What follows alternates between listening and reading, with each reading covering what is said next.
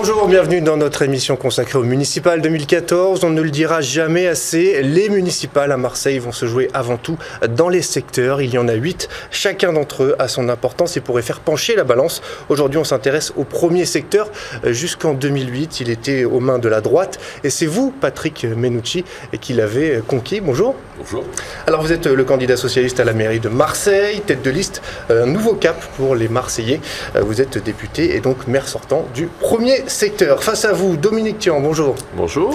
Vous êtes vous aussi député UMP, vous étiez maire du 6-8 jusqu'à récemment et vous avez choisi d'aller batailler contre Patrick Menucci dans ce premier secteur.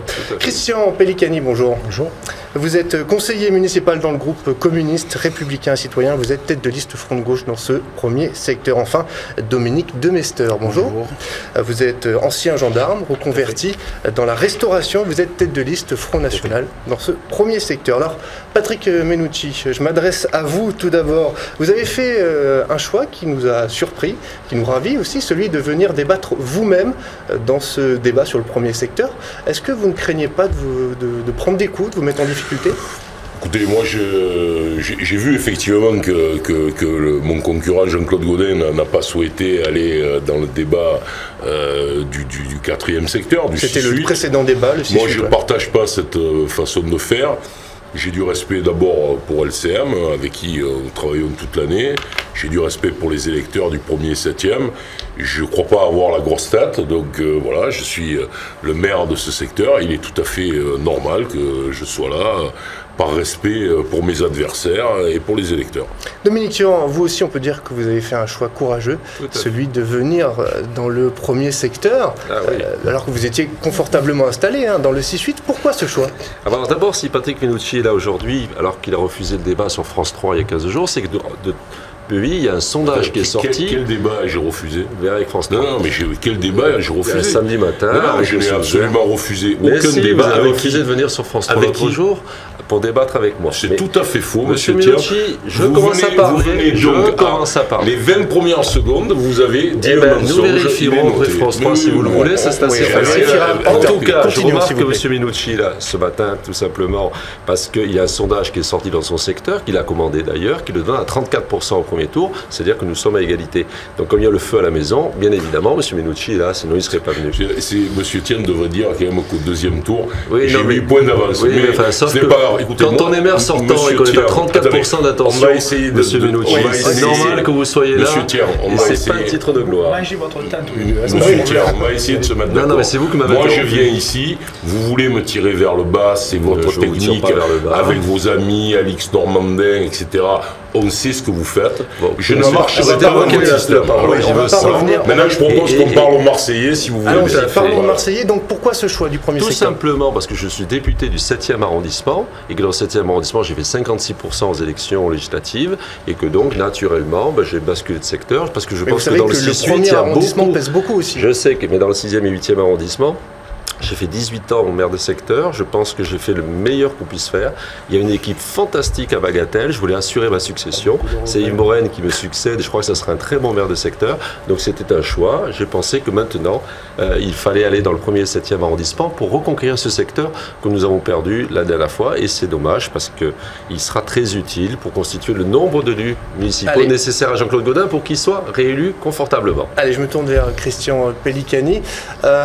Quelles sont vos ambitions ? Quelles sont les ambitions du Front de Gauche pour ce premier secteur ? Faire le maximum de voix pour peser sur le candidat Patrick Menucci au deuxième tour ? Je pense que nous, notre problème, c'est pas de peser sur un candidat de gauche, c'est de battre Jean-Claude Gaudin et Dominique Tian au deuxième tour. Donc au premier tour, on se présente pour présenter à la population marseillaise un projet alternatif au libéralisme qui a été mis en œuvre pendant 18 ans par Jean-Claude Gaudin. Pourquoi ne pas s'unir dès le premier tour ?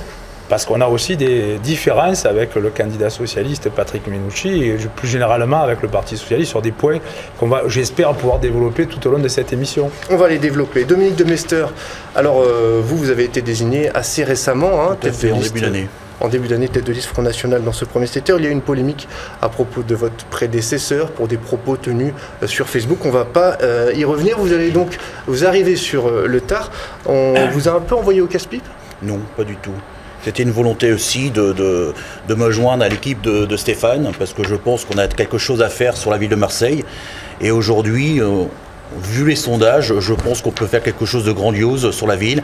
Et je pense qu'aujourd'hui, c'est pas simplement un duo droite-gauche. Je pense que dans le paysage marseillais, dans le paysage politique marseillais, le Front National peut peser et peut-être ravir la mairie à Monsieur Gaudin. Votre objectif, c'est d'être devant le front de gauche? C'est un objectif? Ah, tout à fait, tout à fait. D'accord. Il n'y a pas d'ambiguïté là-dessus. Je vous propose dès à présent d'entrer dans le vif du sujet, au sujet de la présentation de ce premier secteur. On découvre ça avec des chiffres et des images. Le premier secteur compte quasiment 75 000 habitants. À lui tout seul, c'est un peu un condensé de Marseille et de ses disparités. Un territoire qui regroupe 2 arrondissements que tout oppose. D'un côté, le premier arrondissement, le centre-ville de Marseille. Un centre-ville populaire où le chômage touche 27% de la population active. Autre chiffre parlant, 30% de la population de ce secteur n'est pas diplômée. 30%, c'est aussi la part de la population qui bénéficie de la CMU, la couverture maladie universelle.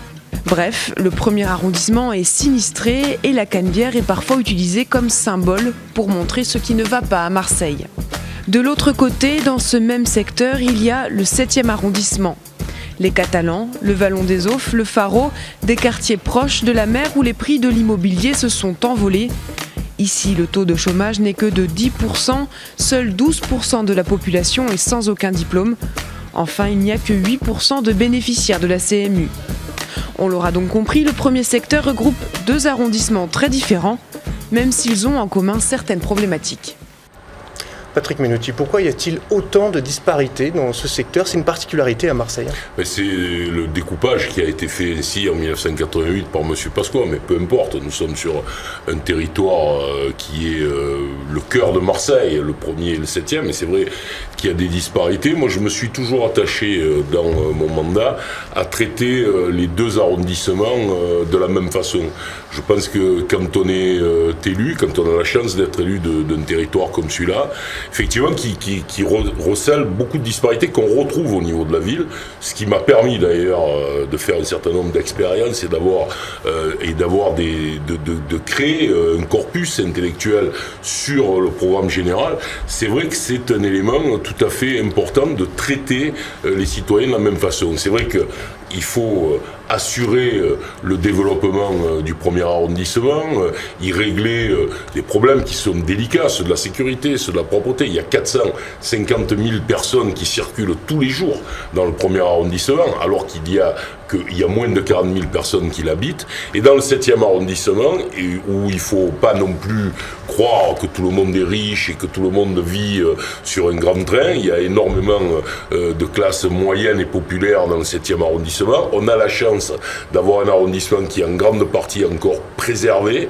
Et c'est vrai que mon but a été toujours de faire en sorte de poursuivre le préserver. C'est pas parce qu'il y a des endroits plus dégradés à Marseille qu'il faut se laisser se dégrader le 7e arrondissement. Ça a toujours été ma position. Dominique de Mester, il est où votre électorat dans ce secteur? Il est dans le premier, dans le 7e? Sur les 2 secteurs aujourd'hui. Aujourd'hui, on avait plutôt tendance à dire dans le 7e, aujourd'hui sur le premier on le voit. Aujourd'hui, lorsqu'on fait les visites de quartier, on a un électorat qui vient vers nous, qui vient nous poser les questions et surtout nous faire part de leurs préoccupations. Tous les jours, on a des gens qui manifestent leur inquiétude face à divers sujets qui sont notamment l'insécurité à Marseille, on va y venir, oui. Mais également la propreté et le transport qui est quand même quelque chose dans le cœur de ville de très important. Dominique Thion, sur ce qu'on vient de voir. Oui, ce sont des secteurs très différents, 2 arrondissements différents. Le 7e, notamment, le vrai problème, à part la propreté, mais on y reviendra, c'est le problème des transports. Bon, il n'y a pas de solution de transport qui était apportée dans le 7e arrondissement. On y viendra aussi, oui. On en parlera tout à l'heure. Il n'y a pas le tramway qui avait été promis, qui a été réalisé. Et dans le premier arrondissement, alors c'est beaucoup plus grave parce qu'on est vraiment dans un décrochage du premier arrondissement qui est ahurissant sur le plan de la propreté et de la sécurité. On peut dire que cet arrondissement, malheureusement, a régressé par rapport aux autres arrondissements de Marseille qui ont progressé. Je pense par exemple au quartier de la Joliette, au Mucem, au Prado, au quartier du Rouet, à d'autres quartiers du centre-ville aussi de Marseille qui ont beaucoup progressé alors que le premier arrondissement est à l'abandon. Sur le plan de la propreté, c'est répugnant. Bon, sur le plan de la voirie, il n'y a rien qui est fait. Bon, et sur l'ensemble des autres problèmes, à part l'installation des caméras qui est à mettre au bénéfice de la mairie de Marseille, le premier arrondissement, de la vie générale, il est à l'abandon, ce qui nourrit peut-être une partie du vote du Front National aussi. Christian Pellicani, je sens que vous avez envie de répondre à Dominique Thion. On va prendre le temps, parce qu'on est compté à égalité.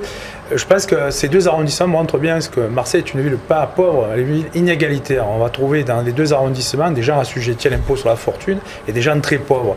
Et ce qui renforce et en même temps qui unifie ces deux arrondissements, c'est le recul du service public dans les deux arrondissements.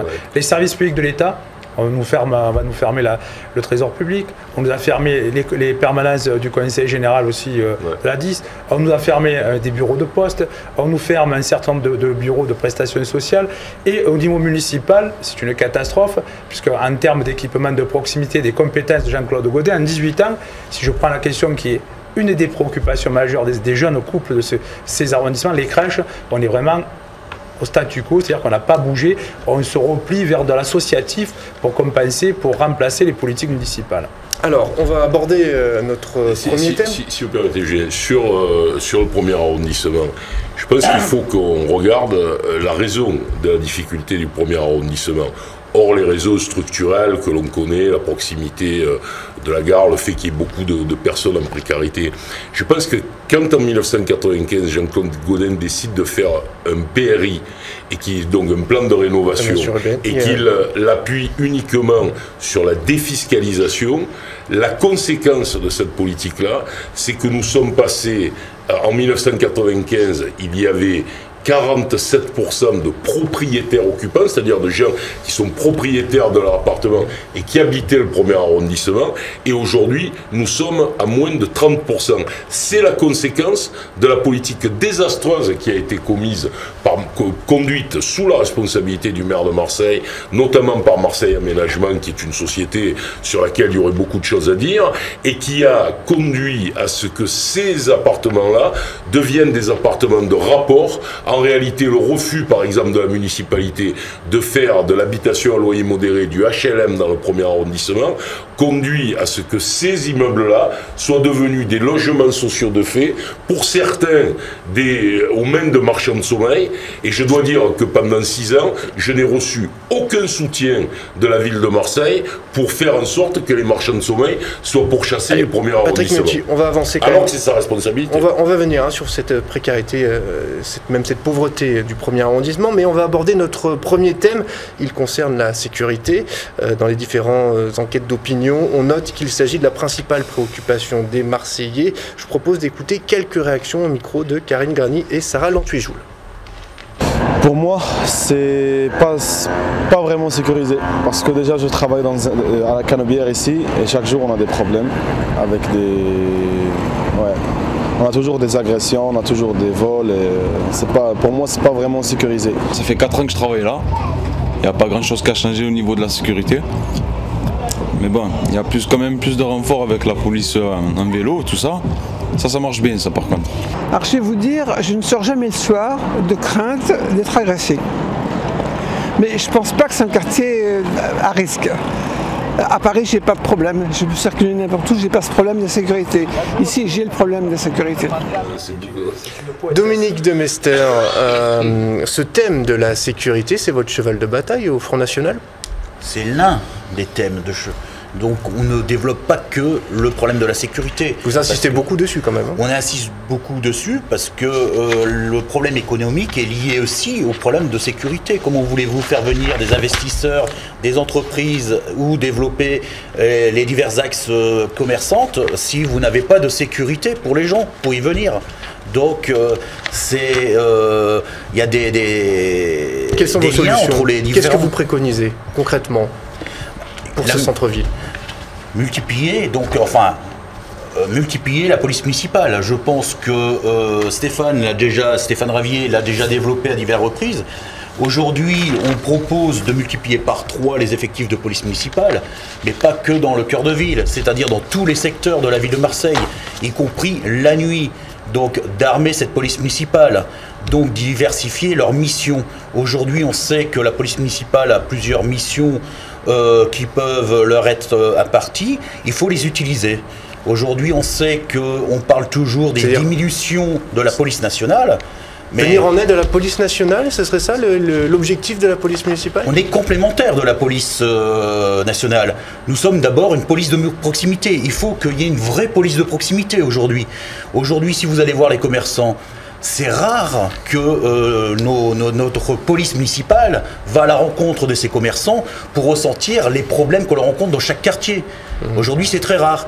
Donc c'est vrai qu'on a toujours tendance à dire qu'il y a une diminution des effectifs de la police nationale, mais tout le monde est au courant de cette diminution, puisque ça fait partie de la LOPSI 2, donc avec cette loi de programmation sur la sécurité intérieure qui a été votée donc pour la LOPSI 2 en 2011, et aujourd'hui on le connaît, on connaît les problématiques, on le connaît. Voilà, c'était le précédent gouvernement, donc la police municipale, en gros, pour le remplacer, pour éviter les lacunes de la police nationale. Non, pas les lacunes, pour compléter le travail de la police nationale. Je remarque simplement qu'à Lyon, il y a 3400 policiers nationaux de la police nationale, à Marseille, il y en a 3000. Et il y a plus de policiers municipaux à Lyon. Et Lyon, il y a peut-être aussi plus.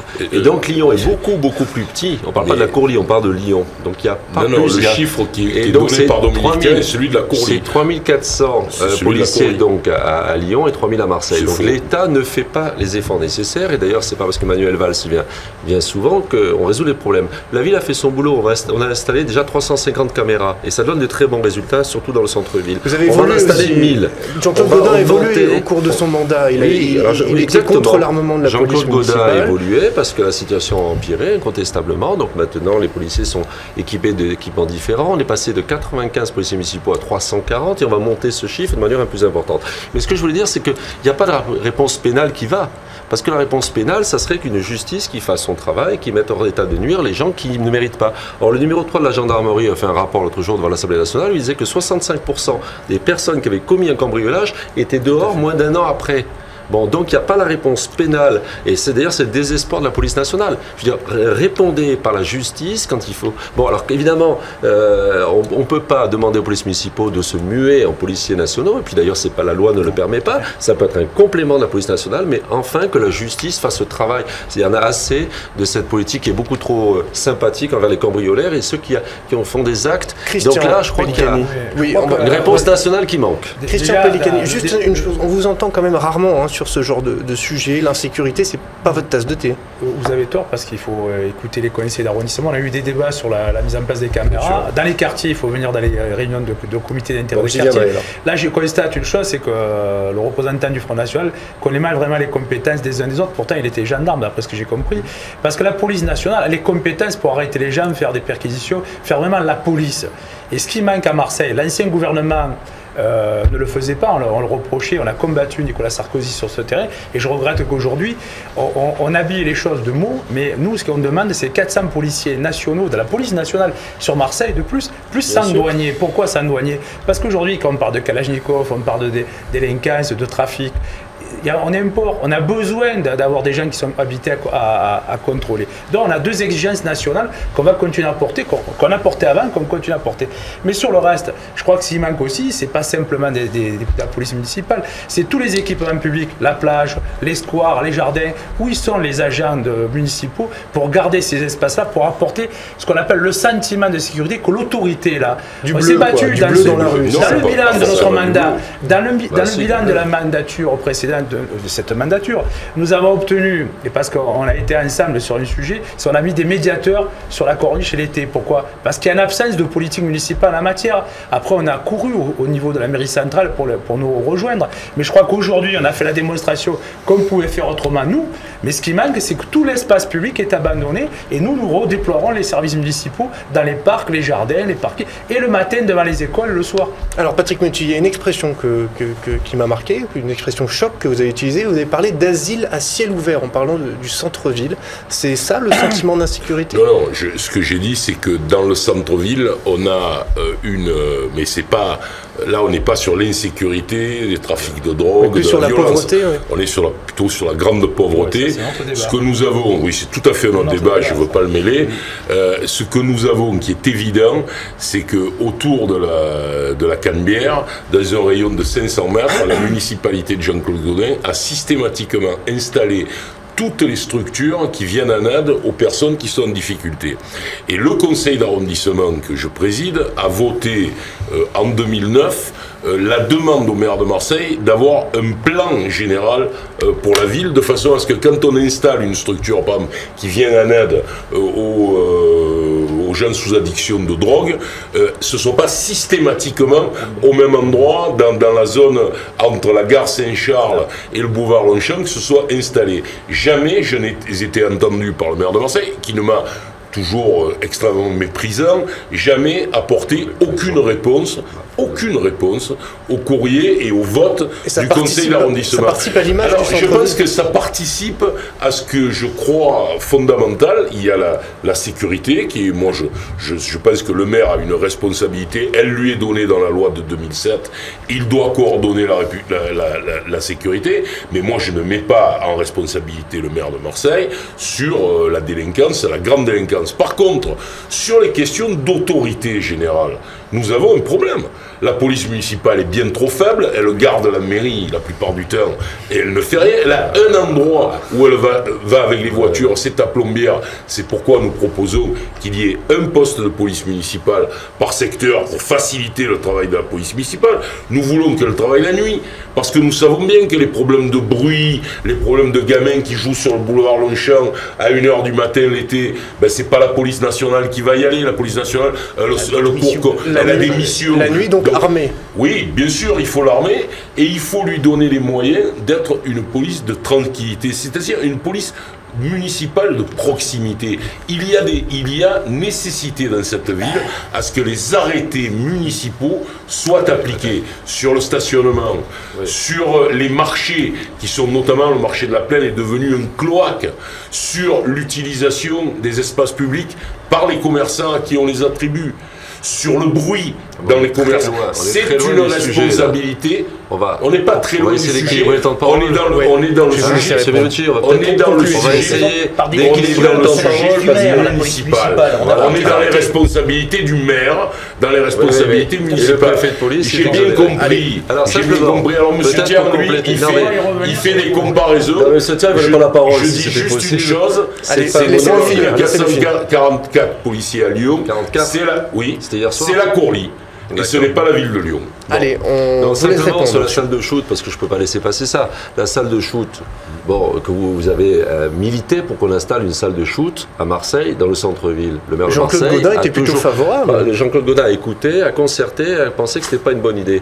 Bon, et le ministère de la Santé est venu sur place à Marseille pour demander une salle de shoot. On ne veut pas de salle de shoot. C'est François Fillon qui le dit. Et surtout pas la gare Saint-Charles. Parce que vous avez parlé, vous avez dit tout à l'heure, la salle de shoot. Et la salle de shoot, excusez-moi, c'était la mauvaise réponse à quel moment de drogue.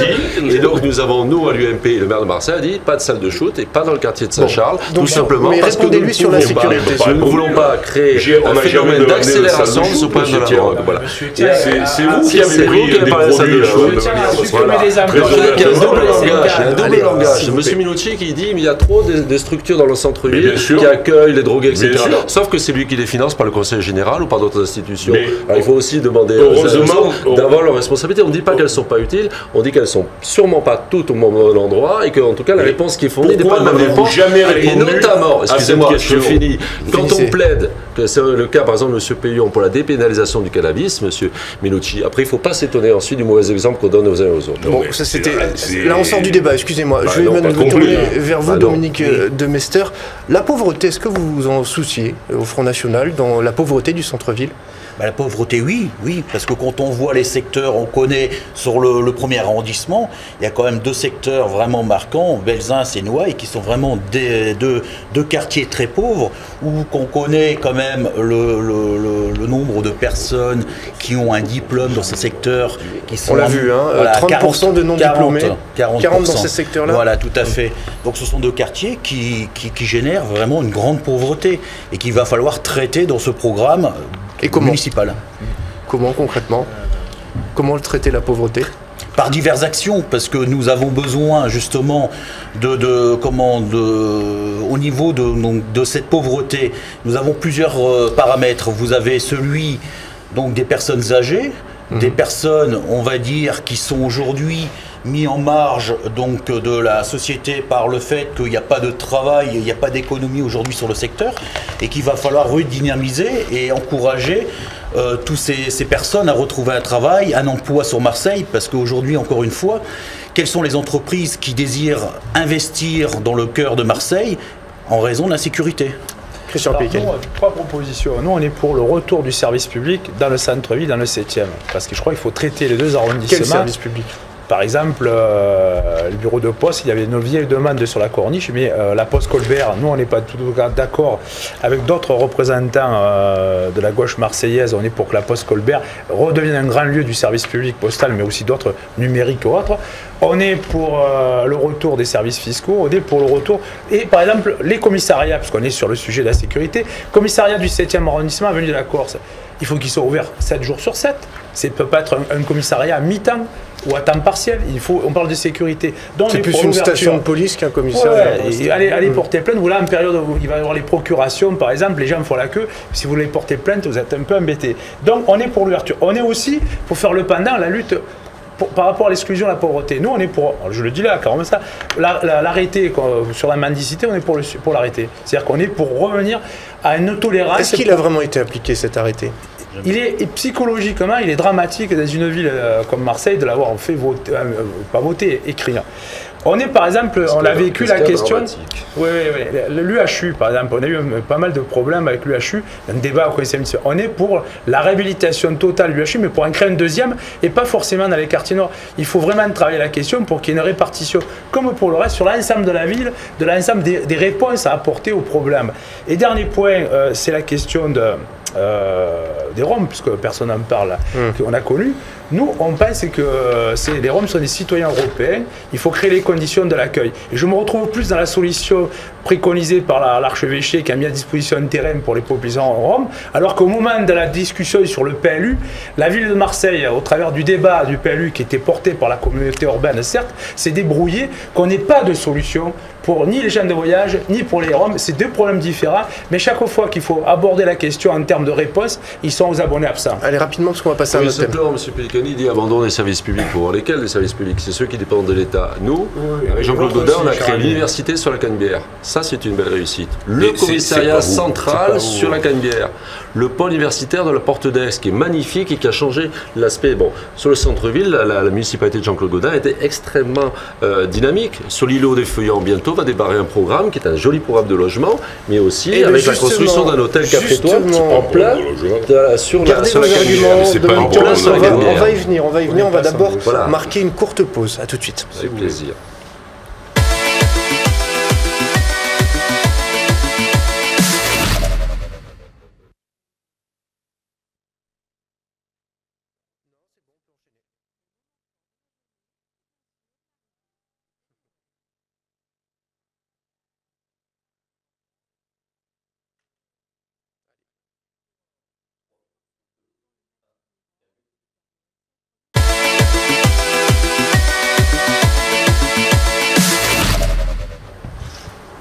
Alors, on vient juste d'en parler avec Dominique Tian. La question de la Canebière est une question qui s'oppose. C'est l'axe mythique de Marseille. Mais à écouter les Marseillais, c'était mieux avant. Écoutez ces quelques réactions. La Canebière, c'est une catastrophe. Parce que là, je l'ai connu il y a 30 ans. La Canebière, c'était très beau. Il y avait des cafés, Café Noah, il y avait même un drugstore. On a eu, c'était magnifique. Et là, maintenant, c'est un peu misérabiliste. Ah, ben la Canebière, j'aimerais qu'il y ait des magasins un peu plus beaux que ce qu'ils sont. Plus d'éclairage, de beaux magasins qui mettent quand même la Canebière en valeur. Parce que la Canebière, c'est l'artère principale et je crois que c'est une des plus vilaines artères de Marseille. Essayer d'avoir des grandes enseignes. C'est ça qui attire en général les populations plus favorisées, par exemple. Christian Pellicani, des grandes enseignes sur la Canebière, c'est une nécessité? Écoutez, les grandes enseignes, déjà on va avoir avec le tramway qui est construit rue de Rome, un désert qui va s'installer, il va falloir financer avec de l'argent public le retour d'enseignes, parce qu'effectivement aujourd'hui le chantier, donc vous savez qu'on avait pris position parce qu'il y a déjà le métro dessous. Mais la Canebière, moi je suis pas contre des projets de retour de cinéma sur la Canebière. Pourquoi? Parce que une dame âgée a dit je connais ça, moi j'ai connu la Canebière avec des cinémas. On ne prenait pas la voiture pour aller au cinéma, on y allait à pied ou en tram à l'époque, ou en bus. Donc je crois qu'il y a besoin sur la Canebière d'équipements structurants et culturels, mais aussi pourquoi pas d'enseigne. Mais ce qui manque surtout, c'est l'accompagnement pour les habitants. Et donc si on ne mène pas les deux d'un même pas, on risque de se retrouver dans la même situation dans quelques années. Notre proposition à nous, c'est de ne pas négliger l'habitant tout en faisant venir des solutions comme par exemple un grand cinéma sur la Canebière. Dominique de Mester, votre avis sur cette question de la Canebière? Il va falloir la redynamiser, enfin redynamiser ce secteur, parce qu'il y a ça vraiment un axe, on peut même aller même un peu plus haut, de Longchamp en bas au Vieux-Port. Je pense que ça fait un axe vraiment important. Et aujourd'hui, très peu de gens pensent à redynamiser ce secteur, alors qu'il y a un potentiel très important. Patrick Menucci, je sais que c'est là pour le coup, c'est un de vos thèmes favoris. Mes positions sont très simples. J'ai réclamé à la municipalité depuis 6 ans de faire une DUP renforcée, c'est-à-dire le droit pour la municipalité de contrôler le type de commerce qui s'installe. Il y a sur la Canebière trop de commerces du même type. On a parlé de kebab, il y avait trop de kebab. Je pense que l'intérêt de la Canebière, c'est d'avoir une diversité. Donc quand je serai maire, je ferai la DUP renforcée. On fera un certain nombre de préemptions si c'est nécessaire et on pourra avancer dans le bon. Ensuite, il faut un grand projet, un projet phare. Nous avons l'entreprise MK2 qui est dirigée par Monsieur Karmitz qui, je l'ai présenté jeudi soir, qui soutient cette position de faire un investissement de 17 millions d'euros à la place de la mairie aujourd'hui de secteur. On parlait de ce projet déjà pour 2013. Oui, mais la mairie de Marseille a été absolument incapable de régler les problèmes d'urbanisme qui étaient posés par cet investissement. Je dis aux Marseillais, dès que j'arriverai, ça sera l'une de nos priorités de remettre ce magnifique cinéma, 1200 places, 12 salles par une très grande entreprise française qui en plus fait du cinéma d'art et d'essai en même temps que du cinéma populaire, des blockbusters, c'est extrêmement divers ce qu'il faut. Et donc nous avons là une chance historique de redynamiser la Canebière. Je pense que parallèlement il faut renforcer le nombre de programmations de l'Odéon qui ne programme pas assez. L'Odéon serait toujours plein, on pourrait doubler le nombre de programmations.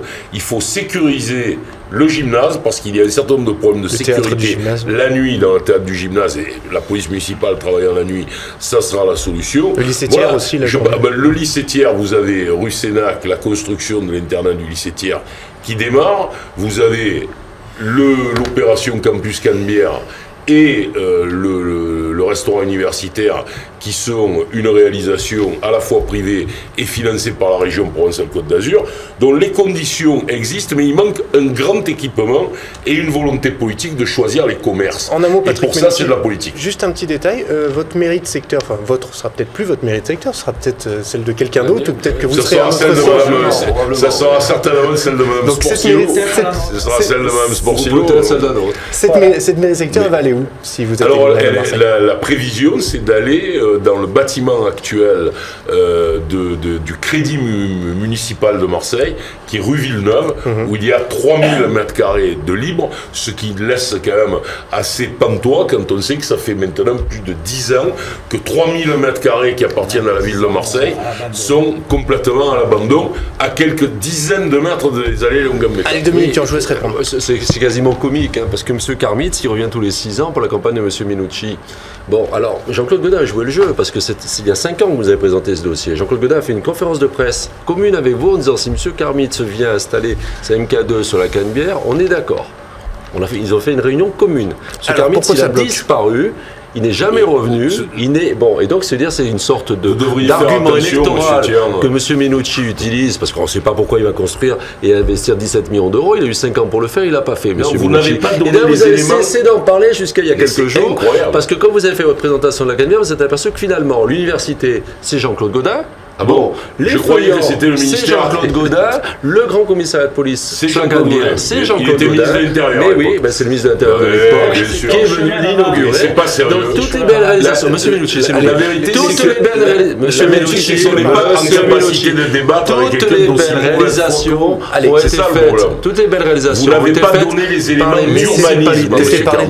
Voilà. Et que votre Monsieur Karmitz, il vient et puis il repartira aussi vite parce que vous n'avez aucun projet sur la Canebière. Vous êtes en échec total. Mais quel est votre projet le maire de secteur, même de gauche, joue le jeu, ils le font avec Jean-Claude Gaudin, ça donne le MUSEM, ça donne Euro-Méditerranée, le MUSEM c'est l'État, monsieur Thiers. Mais non, c'est pas l'État, c'est pas nous. Et Euro-Méditerranée, c'est une très belle réussite. Parce que vous êtes une situation d'échec. On s'entend plus. Et quand on parle de monsieur Delage, c'est très important. Parce qu'on est là dans quelque chose précisément.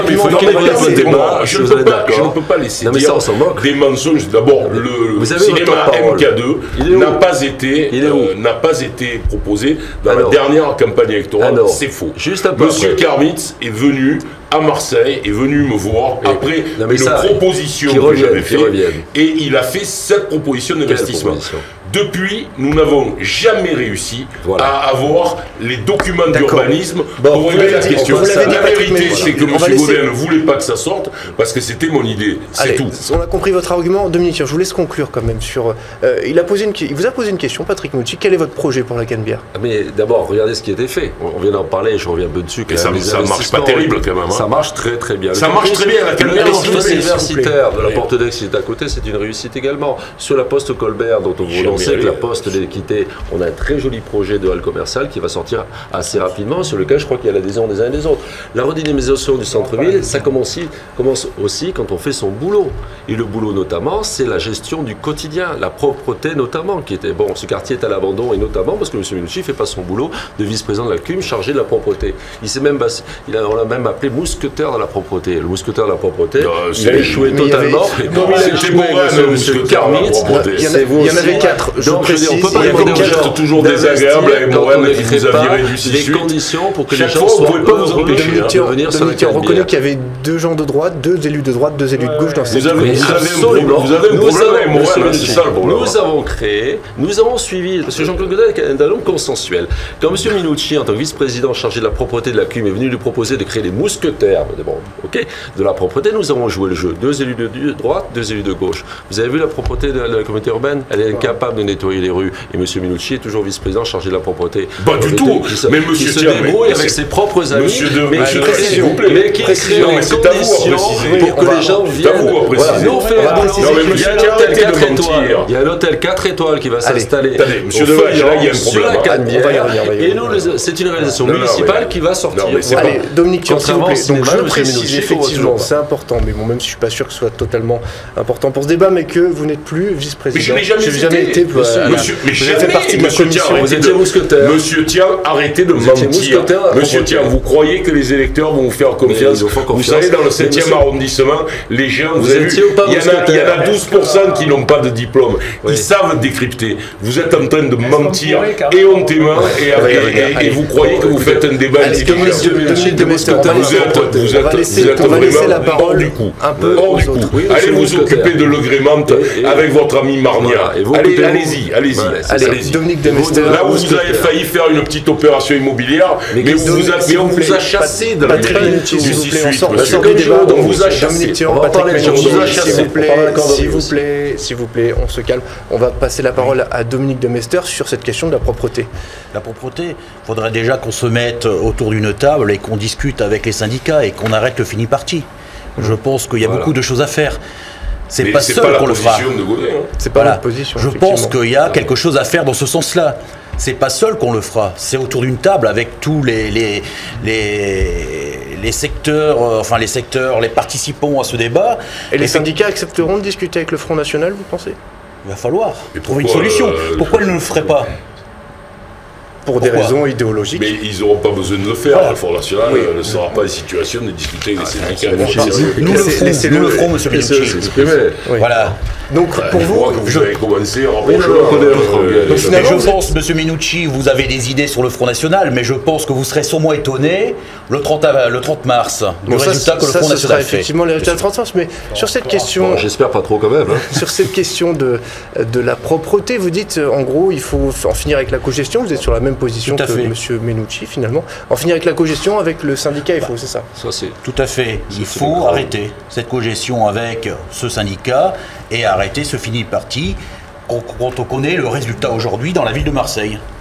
Très bien. Je viens dessus. Alors d'abord sur la Canebière, l'îlot Furiam, parce qu'on passe assez vite les polémiques. Sur cet hôtel 4 étoiles qui est prévu. C'est pas du tout du logement. Le projet d'hôtel 4 étoiles. Nous avons soutenu le projet du collectif des Feuillants, qui était un projet alternatif en termes d'architecture, d'urbanisme et de construction de la ville. Je reste convaincu qu'il reste un espoir que les résultats des élections municipales nous donneront la possibilité d'y revenir. Donc on continuera à les soutenir et peut-être à proposer cette méthode d'élaboration de construction de la ville avec les gens autrement que ce qui est fait aujourd'hui. Et le fini-parti? Alors j'y viens. Donc sur le fini-parti, on l'a écrit. Je vais faire un petit peu de pub parce qu'autrement on ne peut pas parler entre deux mastodontes politiques qui pensent qu'ils sont à l'Assemblée nationale. C'est pour dire que sur YouTube, vous pouvez regarder nos 2 vidéos qui traitent de la question. On a pris position clairement, pour l'arrêt du fini-parti, mais depuis longtemps. Parce que nous, le problème, c'est qu'aux dernières élections municipales, on était pour aussi. Mais entre-temps, on remarque que beaucoup, y compris à droite et à gauche, ceux qui en parlaient le plus, se sont assis dessus parce qu'ils se sont sentis incapables de le régler, le problème. Bon, moi, je crois qu'aujourd'hui, il faut dire, on ne le fera plus. On va arrêter le fini-parti, mais il faudra le faire. Deuxième question, c'est la réorganisation des services. Parce que le fini-parti, il ne faut pas que ça cache l'arbre qui cache la forêt. Il faut vraiment discuter avec l'ensemble des syndicats de la question comment on va redéployer les moyens municipaux. Parce que je vais vous dire un truc. Ah oui, surtout à la mairie où ils sont minoritaires. Ils sont pas majoritaires. Non, mais alors, monsieur Thiers a gagné en 2013 le Pinocchio d'or du mensonge politique. Mais je crois qu'il est parti pour gagner celui de 2014 parce que, franchement, il est bon pour nous. Si, c'est comme vice-président. Alors, pour revenir, c'est terminé sur la propreté. Si on ne redéploie pas les moyens, parce que les premiers clientélaires depuis 18 ans, comme monsieur Godet, maire de Marseille, moi je regarde les effectifs. Il y a eu la création de la communauté urbaine, on a transféré du personnel. On a toujours autant de personnel. Et quand je regarde la structure de l'emploi, il y a 30% de précaires qui sont des agents qui ne sont pas au statut. Qui c'est qui a fait du recrutement clientélaire? C'est pas Gaston Defer dans la période récente, il n'est plus là. C'est pas M. Vigouroux, il n'est plus là. Donc pendant 18 ans, on a quelqu'un qui a fait du clientélisme, qui a recruté des gens pas forcément sur leurs compétences et qui aujourd'hui vient nous dire qu'il faut, mais y compris la CUM, M. Godet a géré la CUM. Donc, pour finir, on est pour mettre en place l'ensemble de l'organigramme des deux instances. Pourquoi? Parce que les conseillers municipaux de Marseille seront les gens qui aussi à la communauté urbaine vont gérer la politique. C'est-à-dire qu'aujourd'hui, il ne faut pas croire que la communauté urbaine, c'est quelque chose de très loin. Les mêmes élus, il y a des élus qui vont siéger à la communauté urbaine. Il faudra avoir le même discours, les mêmes propositions. Et donc, nous ferons en sorte que les deux organigrammes soient remis à plat et qu'on voit les moyens humains et matériels pour régler le problème. Parce qu'aujourd'hui, il n'est pas réglé. Allez, je vais juste reprendre la parole pour faire une précision sur ce qui vous oppose. Patrick Menucci, vous n'avez jamais été donc vice-président en ce qui concerne donc la propreté. Attendez, laissez-moi finir, s'il vous plaît. C'est Pinocchio, vous avez fait partie de Calolong. Vous avez fait partie de la commission des 4 mousquetaires qui a fait quelques préconisations. Qui a fait un rapport. Voilà. Il n'y avait pas d'exécutif. Soyons clairs, mais monsieur Thierry, depuis qu'il a été chassé du 6 par monsieur Morin, parce qu'il a fait n'importe quoi sur le gréement et sur la circulation, il veut croire là, mais si le mousquetaire de la propreté peut me laisser parler 2 minutes, parce que quand même, excusez-moi, en plus en tant que maire de secteur, excusez-moi, il y a quand même la responsabilité du quotidien, et notamment le maire de secteur a la responsabilité. Allez dans le 8e, monsieur Menucci, dont vous moquez depuis un moment, comme c'est propre, et le 6e par rapport au mouvement. Je me moque de rien, je constate que vous moquez en permanence. Simplement, monsieur Pellicani, excusez-moi de vous dire, vous êtes contre les hôtels, contre tout ce qui est lié au tourisme, vous étiez même contre l'Intercontinental. Monsieur Menucci, d'ailleurs, aussi a voté contre l'Intercontinental. On parle de l'hôtel Dieu. Comment pouvez-vous être contre quelque chose de touristique, un 4 étoiles sur la Canebière, pour redonner le lustre de la Canebière d'antan, alors que c'est un investissement, alors vous créez un collectif. Mais le collectif, nous, ce qu'on veut, c'est de l'emploi, on veut des touristes, on veut de la richesse, on veut des enseignes. Là, il y a des enseignes. Le juge a tranché le débat de l'hôtel continental au Intercontinental. Intercontinental. Eh ben, vous étiez contre. La mairie, non, moi j'assume, on était pour que ce lieu devienne autre chose. Oui, c'est ça, quoi. Voilà. Donc, le juge en tout cas, ça fonctionne, il y a du monde. Constaté qu'il y a eu des favoritismes de la part de la mairie de Marseille. Rapidement, parce qu'on n'est plus sur le 1-7 là. En tout cas, il fonctionne. Mais je veux dire, monsieur. Patrick Menucci, tiens, sur cet hôtel. Mais n'essayez pas de faire reporter à monsieur Menucci, mes politiques à moi. Sur cet hôtel 4 étoiles, Patrick Menucci, est-ce que vous y êtes favorable? Lequel? Celui de l'îlot Feuillant. Oui, j'ai participé à la commission de travail. C'était d'ailleurs pour une fois assez démocratique. On a discuté. Moi, je pense que le quartier de Noailles et que le quartier de Belzunce ont besoin d'être tirés vers le haut. Donc tout ce qui peut aller dans le sens de tirer ces quartiers vers le haut, parce que là, on n'est pas en train de déplacer la population. Il y a, je crois, 5 familles qui y habitent, elles seront relogées par la Soleam de façon, et d'ailleurs je suis la question pour qu'elles soient relogées dans de bonnes conditions. Moi je suis favorable au développement. Je pense qu'il faut des emplois. du développement, et il faut, je crois, être clair, ces quartiers-là ont besoin d'être tirés par l'eau. Et c'est pour ça que je propose un plan d'HLM, parce que dans ces quartiers, on a besoin d'habitat à loyer modéré, parce qu'on est tellement bas dans la précarité, on a tellement de marchands de sommeil, dus notamment au PRI qu'a fait Godin en 1995, que nous avons intérêt à avoir à la fois des hôtels, du HLM, un système qui permette aux familles d'y vivre. Patrick Menucci, s'il vous plaît, on va parler d'un dernier thème. Celui-ci concerne à la fois le premier, mais surtout le 7e arrondissement. Il s'agit du transport et de la circulation. Le transport, surtout, on écoute une nouvelle fois l'avis des Marseillais interrogés du côté de Malmousque. Transport en commun, donc des fois on se plaint des grèves, c'est normal. Bon, il faut qu'il y ait des grèves, il faut que les gens se manifestent. Mais autrement, non, ça va, c'est bien desservi, le 83, le 80, le 58, ça va, les gens sont assez satisfaits. Pas tellement. Là, le 83, je reconnais qu'il n'y en a pas souvent. On a 5 ou 6 bus, alors il n'y a pas de souci là. Tous les transports convergent vers le Vieux-Port, et si vous devez aller par exemple d'ici à la rue Paradis, il faut que vous preniez 3 transports en commun. Donc ça par contre c'est pas très bien desservi. Dominique Tian, cette question des transports en commun dans le 7e arrondissement, c'est un vrai problème, c'est une épine. Hein. C'est un vrai problème pour le 7e arrondissement, tout simplement parce qu'on a abandonné les projets qui étaient prévus par la ville de Marseille et par la communauté urbaine quand elle était présidée par Jean-Claude Godin. C'est tout simplement le tramway à la Corderie, voilà, place du 4 septembre. C'était voté à l'unanimité, c'était budgété. Or, monsieur Menucci s'est aperçu que ça dérangeait quelques commerçants et quelques habitudes, et il a arrêté totalement le projet. Ce qui fait qu'on n'a jamais obtenu cette branche du tramway qui était prévue, qui partait de la préfecture, qui remontait le Copière-Puget, qui ensuite prenait la Corderie. C'était fait, c'était financé, et ça a été annoncé. Voilà, c'est dommage. Et donc ça veut dire qu'une fois de plus, M. Menucci ne s'est pas occupé du problème des transports, qui est un problème tout à fait considérable, et qui prive d'ailleurs ces quartiers. L'interview le montre, les gens se plaignent dans le 7e arrondissement de l'enclavement du 7e arrondissement, qui est malheureusement dramatique. Voilà, et donc c'est vrai qu'on sur le plan des transports, c'est le seul secteur, le 7e arrondissement est probablement l'un des seuls arrondissements qui n'a bénéficié d'aucune mesure d'amélioration de la circulation, ce qui est dramatique. Ce qui est vrai, c'est et les autres secteurs en profitent, c'est normal. Pour aller dans ce secteur, ce qui peut poser problème, notamment pour aller à la plage des Catalans. Mais tout à fait. Sur cette question des transports, qu'est-ce que vous préconisez? Mais tout simplement, le tramway, comme il était prévu sur la Corderie, si possible aussi dans le financement, parce que là on voit que certains secteurs se bougent. Voilà, Guy Tessier a obtenu que notamment le tramway continue le long de la vallée du Vaune, c'est quelque chose d'important et qui est nécessaire. D'autres ont obtenu que la branche de l'hôpital Nord soit réalisée sous forme de métro. Oui. Bon, et même le Premier ministre, quand il est venu, a dit qu'il participerait au financement. Donc dans certains quartiers, les maires sont bougés. Il y a des nouvelles lignes de métro ou de tramway qui vont sortir. Bon, et là, c'est dans le 1er et 7e arrondissement, on bénéficie de rien, sauf de la rue de Rome, bon, qui est une volonté probablement d'arriver à doubler à la fois le métro et le tramway pour ensuite aller jusqu'à Castel. Ce qui est un choix qui a été fait, je l'avoue, bon, qui restructure le centre-ville, mais qui n'était pas prioritaire pour nous. La priorité, c'était le choix de Renaud Muselier à l'époque. Mais qui a été fait par défaut, parce que M. Menucci n'a jamais voulu du tramway jusqu'à la Corderie, ni n'a jamais milité pour un métro qui aurait prolongé depuis la préfecture l'ensemble de ces quartiers du 7e arrondissement qui sont totalement délaissés. Voilà, il n'a pas fait son job de maire d'arrondissement et c'est tout à fait Dominique de Mester, vos solutions, vous, pour le transport? Il y a les solutions du tram, mais il y a les solutions aussi qu'il va falloir développer. C'est quand on a sur ces secteurs du 7e arrondissement des bus qui s'arrêtent à 21h, ça devient problématique pour les gens pour rentrer chez eux à partir d'une certaine heure.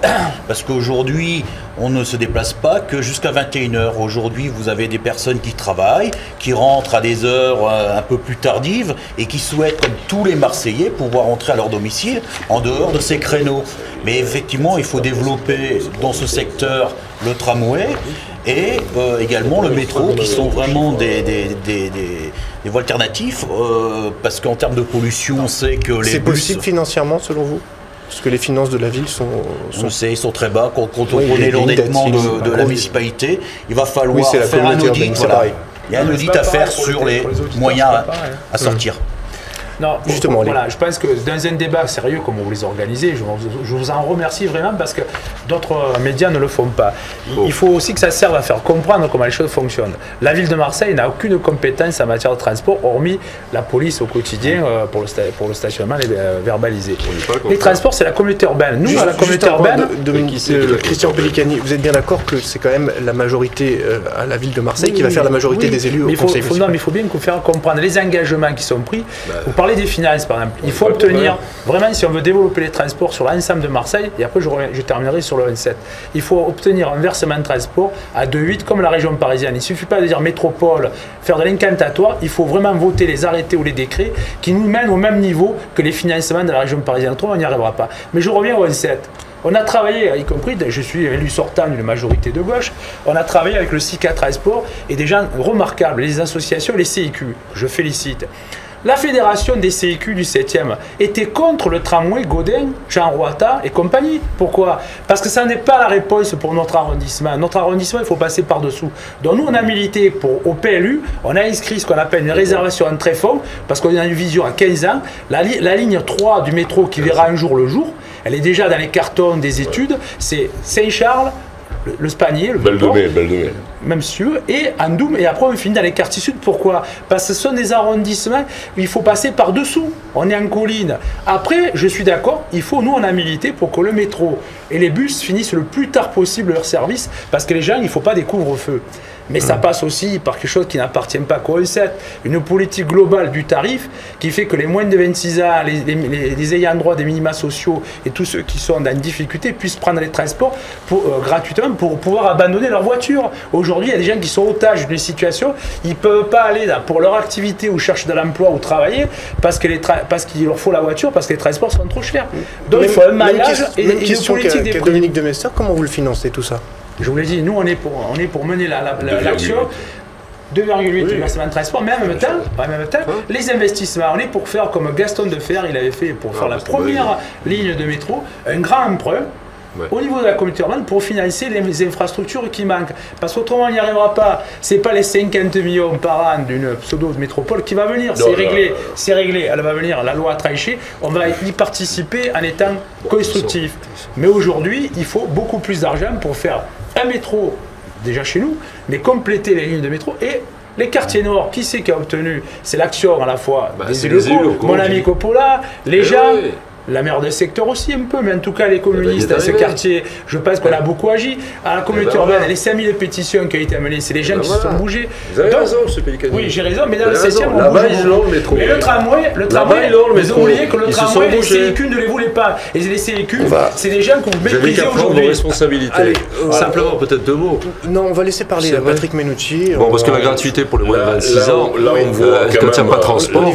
Là on voit quand même que M. Thiers est un boutiquier, parce qu'il s'intéresse au transport en commun en fonction du quartier. Écoutez. Nous, excusez-moi, mais il me semble quand même que nous sommes dans une élection municipale sur une ville et que la question du déplacement de tous les Marseillais importe à tout le monde.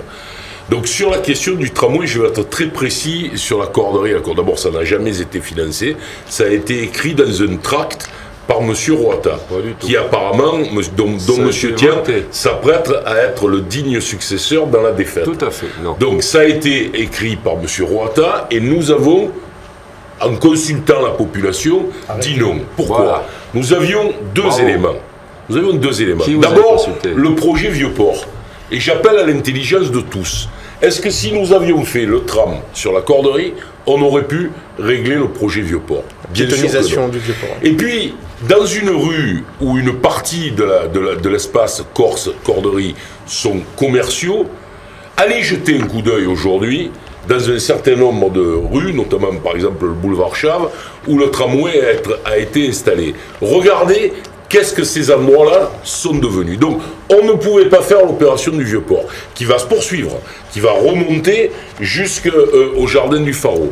On investissait 190 millions d'euros pour un déplacement que M. Thiers ne connaît bien sûr pas, de 4000 personnes par jour entre la place du 4 septembre et la préfecture. Donc on est là tout à fait devant une élucubration de l'équipe, ex-équipe Roata, qui est reprise manifestement et qui va la conduire à la même conséquence par Dominique Tian.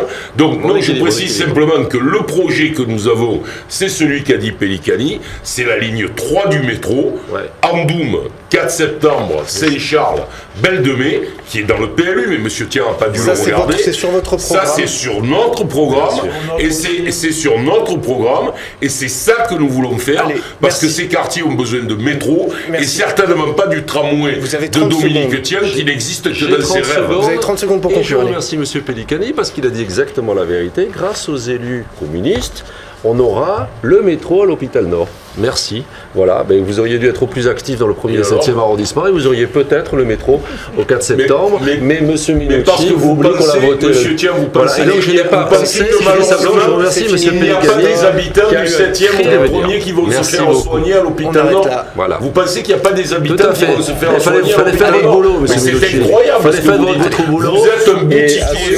Vous êtes un boutiquier. Ils auront à l'hôpital Nord. C'est tout ce que vous avez. Ils n'auront pas 4 septembre. Voilà, on aura compris donc les différentes positions, le tramway d'un côté, le métro de l'autre. En matière d'échec, vous vous posez là. On va conclure. Merci à vous quatre d'avoir participé à cette émission. Merci à vous de nous avoir suivis. Vous pouvez revoir cette émission sur LCM, mais aussi sur lcm.fr la semaine prochaine. Un nouveau débat, un nouveau secteur. Nous recevrons les têtes de liste du 7e secteur, les 13e et 14e arrondissements. L'info continue sur LCM. À bientôt. Merci.